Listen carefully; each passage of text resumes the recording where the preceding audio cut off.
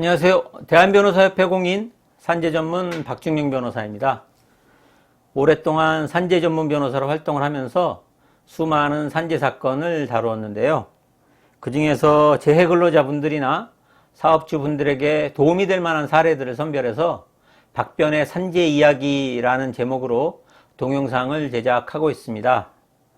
오늘은 그 68번째 시간으로 추가 상병과 행정소송이라는 주제로 이야기를 해볼까 합니다. 이번 동영상에서는 산재 사고로 전신 마취 수술을 받은 이후 발병한 혈소판 감소증에 대한 추가 상병 신청을 하였으나 불승인된 사항과 관련된 상담 내용을 정리해 보았습니다. 재해근로자가 전화로 간단한 상담을 한 후 사무실에 방문해서 직접 상담을 진행하였습니다.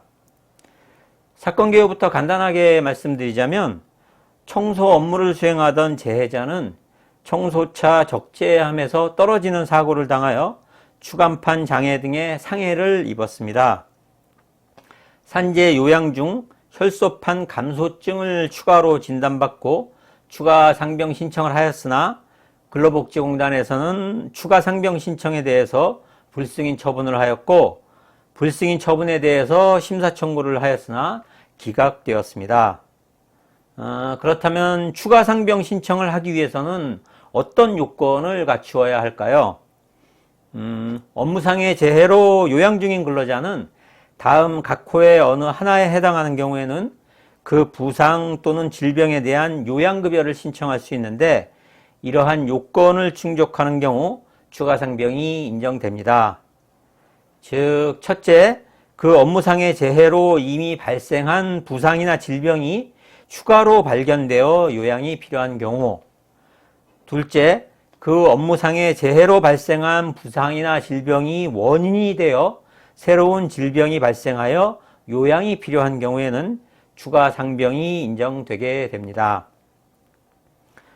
그러면 산재 사고로 인한 전신 마취 수술 이후에 혈소판 감소증 판정을 받은 경우에 또 추가 상병 신청이 인정될 수 있을까요?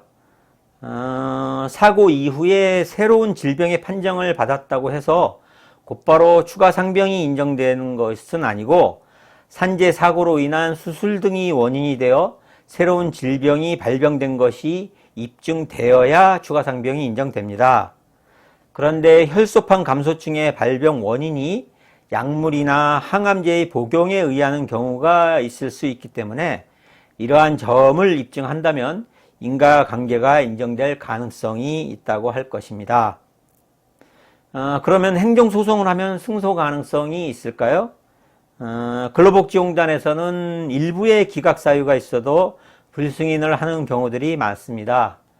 그러나 우리 법원에서는 인과관계는 반드시 의학적, 자연과학적으로 명백히 입증하여야 하는 것은 아니고 여러 사정을 고려할 때 업무와 질병 사이에 상당 인과관계가 있다고 추단되는 경우에도 그 입증이 있다고 보아야 한다고 판시하고 있습니다. 따라서 수술 이전에는 혈소판 감소증 증상이 없었고 수술 이후에야 발병한 것이라는 것만 입증한다면 명확한 의학적 원인을 제시하지 못하여도 승소할 수 있다고 할 것입니다. 지금까지 추가 상병 신청과 행정소송이라는 주제로 이야기를 해보았습니다. 도움이 되셨다면 구독과 좋아요 버튼 누르는 것 잊지 마시고요. 산재 추가 상병 등과 관련해서 추가적으로 궁금하신 점 있으시면 상담 전화로 전화 주시기 바랍니다. 더 자세하게 상담해 드리도록 하겠습니다. 오늘은 여기까지입니다. 감사합니다.